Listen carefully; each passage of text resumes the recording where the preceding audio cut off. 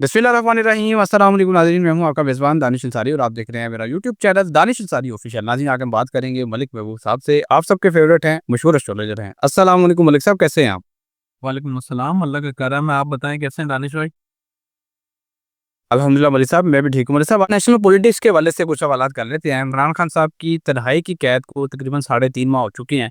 ना फैमिली से मुलाकात होने दी जा रही है, ना डॉक्टर से मुलाकात होने दी जा रही है, ना ही वकला को मिलने दिया जा रहा है। आज उनके वकला ने इमरान खान के वकला ने सुप्रीम कोर्ट में इस्तदा की कि उनसे मुलाकात करवाई जाए, लेकिन सुप्रीम कोर्ट ने भी उनकी इस्तदा मुस्तरद कर दी।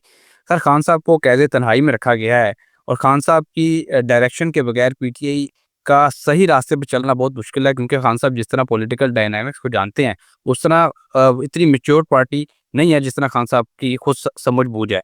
आप क्या देख रहे हैं, खान साहब की रहनुमाई के बगैर क्या पीटीआई उस तरह तहरीक चला सकती है, उस तरह हुकूमत को टफ टाइम दे सकती है जिस तरह खान साहब की रहनुमाई में दे रही थी? चला सकती है, लेकिन वही वाली बात है, डेट सेलेक्ट करना बड़ा इम्पोर्टेंट होता है इनका। ये अलग डेट सेलेक्ट करते हैं जिसकी वजह से इनको नुकसान होता है। तो आने वाले दिनों में अगर इन्होंने कोई सही तहरीक सही टाइम पे चलाई, जैसे मैंने बताया फ़रवरी, मार्च इनके लिए बड़े थोड़े क्रिटिकल हैं, तो इसमें बहुत सोच समझ के फैसले लेने चाहिए। तो उस टाइम पे अगर करेंगे तो फिर ज़्यादा फ़ायदा रहेगा। ओके। अच्छा सर, 2 क्वेश्चन और करूँगा, साथ ही पूछ लेता हूँ। एक तो इमरान खान साहब से जो मुलाकात का सिलसिला है, ये कब शुरू होगा, ये भी बता दीजिएगा। और खान साहब की सेहत के हवाले से बहुत खदशात हैं लोगों को, पीटीआई के कारकुनान को, रहनुमाओं को, डॉक्टर से, उनके जो पर्सनल डॉक्टर्स हैं खान साहब के, उनकी मुलाकात नहीं होने दी जा रही। तो आप क्या देख रहे हैं? सेहत के हवाले से भी बता दें और खान साहब की मुलाकात का सिलसिला कब शुरू होगा, ये भी बता दें। देखिए, मुझे ऐसा लगता है खान साहब के लिए ये 2 महीने फ़रवरी और मार्च बड़े इम्पोर्टेंट हैं और इसमें इनको कोई फैसिलिटीज़ मिलने वाली है। ये शायद हो सकता है कि आपको यहाँ से मूव करके बनी गाला ले जाते हुए दिखाई दिए जाए। और जो मुलाकात का सिलसिला है, मुलाकात अगर होगी तो वो मैसेज ही आगे ट्रांसमिट होगा, जिसकी वजह से मुलाकातें रुकी हैं। तो यूँ समझें कि खान साहब के लिए मार्च का महीना अच्छा दिखता है इस लिहाज से। तो मार्च तक का आपको थोड़ा और सब्र करना पड़ेगा, क्योंकि फ़रवरी ऑनवर्ड हुकूमत के लिए भी बहुत मुश्किलात सामने नज़र आ रही हैं मुझे, आने वाले दिनों में। Okay sir. अच्छा सर, एक लास्ट आपकी एक प्रेडिक्शन है, उससे क्वेश्चन जो है वो कर लेता हूँ और प्रोग्राम का इख्तिताम करेंगे। आपने मेरे गुस्सा प्रोग्राम में ये प्रेडिक्शन की थी, आइंदा आने वाले 10-15 दिन जो है वो बड़े इंपॉर्टेंट है पाकिस्तान में, जो सिक्योरिटी अलर्ट है उस हवाले से। और आज आपकी प्रेडिक्शन के ऐन मुताबिक अमेरिका की तरफ से, अमेरिकन इंटेलिजेंस की तरफ से पाकिस्तान के हवाले से हाई अलर्ट जारी किया गया है और तमाम जो अमरीकी बशिंदे पाकिस्तान में मौजूद हैं, उनको ये कहा गया है कि आप अपने घरों में महफूज रहें, बाहर हजूम वाली जगहों पे ना जाएँ, क्योंकि वहाँ पर इस तरह के वाक़यात पेश आ सकते हैं। सर, आपकी प्रेडिक्शन दुरुस्त साबित होती दिखाई दे रही है, लेकिन कुछ ऐसी डेट्स हमें बता दें जहाँ पे लोग जो हैं वो अपने आप को चौकन्ना रखें, एहतियात कर सकें। वो कौन-सी ऐसी डेट है फरवरी की जब ये खुदा न खास्ता इस तरह के वाक़यात रूनुमा हो सकते हैं? यहाँ से लेके 25 फरवरी तक बहुत ज़्यादा कॉम्प्लिकेटेड टाइम दिख रहा है मुझे, बहुत ज़्यादा। तो इसमें बहुत ध्यान रखें, कोई गलती ना करें, गलती की गुंजाइश बिल्कुल नहीं है। जैसे उन्होंने कहा है, हजूम वाली तरफ तो कोई जाता नहीं है, लेकिन आईवी को कोई टाल भी नहीं सकता। तो प्रिकॉशंस लें, बाकी अल्लाह को याद करें, वही सब पे कादिर है, इसके अलावा कोई कुछ नहीं कर सकता। रशिया ने सर अटैक किया है यूक्रेन पे, तवानाई तनसीबात पे अटैक किया गया है और बताया जा रहा है कि यूक्रेन में लाखों नहीं बल्कि करोड़ों लोग जो हैं वो बिजली की तसीर से महरूम हो चुके हैं। इतना बड़ा ये हमला किया गया है रशिया की तरफ से। और यूक्रेन के जो सदर हैं, उन्होंने एक बड़ा इंकशाफ किया है, ज़ेलेंस्की ने। उन्होंने कहा है कि रूसी जंग में उनके 4 लाख फौजी जो हैं अब तक हलाक हो चुके हैं। सर, गुज़श्ता 6-7 माह से आप ये प्रेडिक्शन कर रहे हैं, बल्कि गुज़श्ता साल से ही 2025 से ही आप ये बता रहे हैं कि इस जंग में यूक्रेन का बहुत ज़्यादा नुकसान होगा, भारी जानी और माली नुकसान होगा। और आपने ये भी कहा हुआ है कि यूक्रेन का एक बड़ा हिस्सा जो है वो रूस के पास चला जाएगा। सर, रूस ने फैसलाकुन हमला कर दिया है, 2026 का बड़ा हमला कर दिया है। आप क्या फ्यूचर देख रहे हैं? इतने सारे लोग भी सर इसमें शहीद हो चुके हैं। इस तरह की कोई रिपोर्ट पहले सामने नहीं आई थी। अब ये अचानक सर रिपोर्ट भी सामने आ गई है। इतने लाख लोग जो हैं इसमें हलाक हो चुके हैं। क्या फ्यूचर देख रहे हैं आप? दानिश भाई, बात ऐसी है कि रशिया और यूक्रेन का जब जायजा देखते हैं तो उसमें एक गुड न्यूज़ आने वाली है। उसका मैं ज़िक्र अभी आगे करता हूँ। लेकिन फ़िलहाल के हिसाब से रशिया, यूक्रेन, जैसे मैंने आपको कहा था इक्लिप्स के हम करीब जाएँगे तो दुनिया में कोई बड़ा हादसा होता हुआ सुनाई दिया जाएगा। अगर हम ये जो ऐसे ममालिक की बात करें तो इधर सब कुछ इलेक्ट्रिक से चलता है। इवन के हीटर्स भी।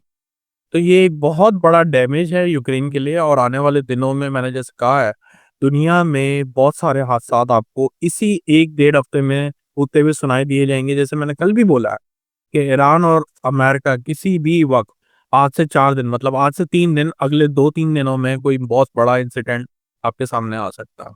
तो ये चीज़ें बहुत क्लियर हैं। जहाँ तक रशिया और यूक्रेन की बात रही, अभी 2 महीने और हैं इस जंग को।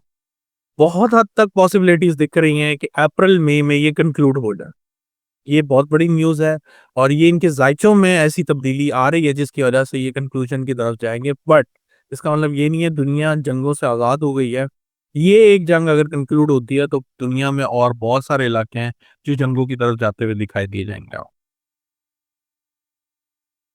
Okay sir. सर आपने बड़ी खुशखबरी सुनाई है क्योंकि एक तवील अरसे से इन दोनों ममालिक के दरमियान जंग चल रही है और अभी जो डाटा सामने आया है उसके मुताबिक 4 लाख लोग उसमें जो हैं वो जाँ-बाज़ हो चुके हैं। सिर्फ़ अभी यूक्रेन के लोग बता रहे हैं, यूक्रेन के फ़ौजी।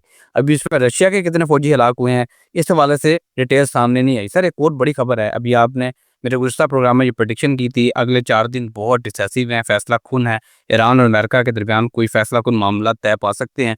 और सर अब ये हुआ है कि ईरान ने अमेरिका का यूरेनियम अफ़ज़ूदगी रोकने का मुतालबा मुस्तरद कर दिया है और डोनाल्ड ट्रंप ने पहले मुज़ाकरात जो हो रहे थे ईरान के, उनको कहा था कि वेरी गुड, बड़े अच्छे मुज़ाकरात हो रहे हैं। लेकिन ईरान के फ़ैसले के बाद उन्होंने इस बात को मुस्तरद कर दिया है, अपनी ही बात को मुस्तरद कर दिया है और यू टर्न लेते हुए ईरानी पेट्रोल पर नई पाबंदियाँ आयद कर दी हैं।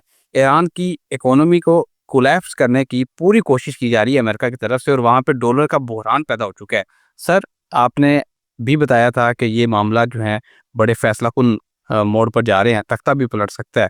सर वहाँ पे महंगाई अपने अरूज पे पहुँच चुकी है। लेकिन एहतजाज सर अब कोई नहीं हो रहा है, एहतजाज जो है वो अपने जिस लेवल पे था वहाँ बैठ चुका है। अब आप क्या फ्यूचर देख रहे हैं? क्या अब भी आप देखते हैं कि ईरान में महंगाई की वजह से दोबारा कोई प्रोटेस्ट हो सकता है या फिर ईरान कोई ऐसी एक्टिविटी कर सकता है जिससे दुनिया का जो अमन है वो दोबारा से मुतासिर हो जाए? जी, मैं आपके दूसरे वाले ऑप्शन पे जाऊँगा कि मुझे ऐसा लग रहा है ईरान तो नहीं लेकिन अमेरिका कुछ करने वाला है। आज कल भी मैंने आपको बताया था और जब ये मुज़ाकरात की बात यूँ समझें कि पिछले 1 हफ्ते से शायद चली आ रही है। तो मैं आपको एक ही बात कर रहा था कि मुझे नहीं लग रहा है कि मुज़ाकरात तय पाएँगे क्योंकि हालात जो हैं प्लैनेटरी वो डिस्टर्ब हैं। तो ऐसा हो नहीं सकता कि हालात सही हों और मुज़ाकरात ना हों और ऐसा भी नहीं होता कि हालात ख़राब हों और मुज़ाकरात हो जाएँ। तो पॉसिबिलिटीज़ अभी नहीं दिख रही।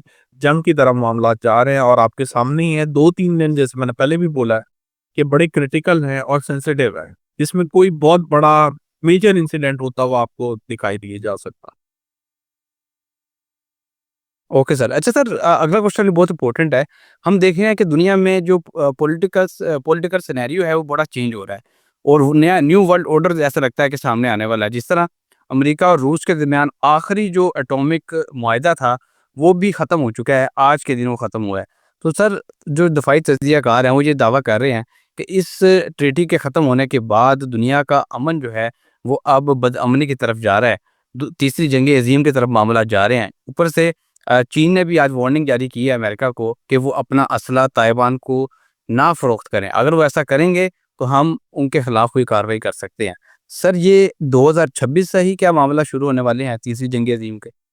जी, 2026 के बिल्कुल लास्ट हाफ में मतलब लास्ट क्वार्टर में आप समझें कि ये ग्रीनलैंड का मामला देखिए अभी ग्रीनलैंड साइलेंट हो गया। मैंने आपको कहा था ये जैसे-जैसे हम वक़्त बढ़ेगा ये साइलेंट हो जाएगा, ये फिर अक्टूबर-नवंबर में एकदम से बढ़ जाएँगे ग्रीनलैंड के मामलात। अब ये ईरान और अमेरिका का मामला बढ़ेगा, खुदा ना ख़ास्ता पाकिस्तान का भी मामलात बढ़ सकते हैं, जो कि मैं बार-बार आपको कह रहा हूँ अल्लाह करे ना हो, बार-बार यही दुआ है। काफ़ी लोग मुझे मैसेज करते हैं, हुआ तो नहीं, मैं तो बहुत शुक्र करता हूँ नहीं हुआ। जिसमें फ़ायदा किसी का नहीं होना जो मैं ये बोलूँ कि हुआ तो नहीं, जिसमें सिर्फ़ नुकसान हो। तो अल्लाह करे ना हो लेकिन दुनिया के वर्ल्ड ऑर्डर जो एक आ रहा है कंजंक्शन जो मैंने आपको पहले भी बताया है, नेपट्यून और सैटर्न का, इसकी वज़ह से बदलेंगे और भरपूर बदलेंगे। ये भी आप okay sir. Okay sir. Sir last year आपने ये प्रेडिक्शन की थी कि कुदरती आफ़ात दुनिया में बहुत ज़्यादा दिखाई देंगी। आग लगने के वाक़यात भी हमें नज़र आए और सर कुदरती आफ़ात का सिलसिला भी जारी है। और सर अब एक नया वाक़या पेश आया है यूनान में भी और इटली के करीब भी। 2 कश्तियाँ सर डूब गई हैं। जिसमें बताया जा रहा है कि 120 से ज़ायद लोग जो है वो हलाक हो चुके हैं। बताया जा रहा है कि अभी जो मिसिंग पर्सन है उनकी तलाश जारी है और ये तादाद ज़्यादा भी हो सकती है। सर आज ही के रोज़ ये 2 वाक़यात मेजर वाक़यात पेश आए हैं। ये ऐसी क्या प्लैनेटरी पोज़ीशन बनी है कि पानी में भी वाक़यात शुरू हो चुके हैं? क्या बताएँगे इस हवाले से? पानी का वाक़यात तो सर अभी बढ़ेंगे, अभी कम नहीं होने वाला है। पानी के वाक़यात, आग लगने के वाक़यात तो चलें फ़रवरी के आखिर तक है, लेकिन पानी के अंदर हादसात बढ़ते हुए दिखेंगे। चाहे वो आग लगने से हो जाए, पानी के अंदर आग लग जाए, पेट्रोल में आग लग जाए, कोई अब जैसे ये एटॉमिक प्लांट्स होते हैं उसमें आग लग जाए। इस तरह के वाक़यात, सुनामी का आ जाना, ये सब चीज़ें बहुत क्लियर नज़र आती हैं। Okay sir. अच्छा सर, नेक्स्ट क्वेश्चन बड़ा इंपॉर्टेंट है। दुनिया में तेल का बहरान यूँ महसूस होता है कि जन्म लेने वाला है। इंडिया ने ईरान का एक ऑयल टैंकर जो है वो कब्ज़े में ले लिया है, जबकि आज से तकरीबन 2 हफ़्ते पहले ईरान ने भी 2 ऑयल टैंकर्स कब्ज़े में लिए थे जो कि यूरोप की तरफ जा रहे थे। सर क्या आपको वाक़ई ऐसी कोई चीज़ दिखाई देती है कि आइंदा दिनों में कोई तेल का बहरान दुनिया में जन्म ले ले, क्योंकि मुख्तलिफ ममालिक एक-दूसरे के जो ऑयल टैंकर्स हैं उनको कब्ज़े में ले रहे हैं?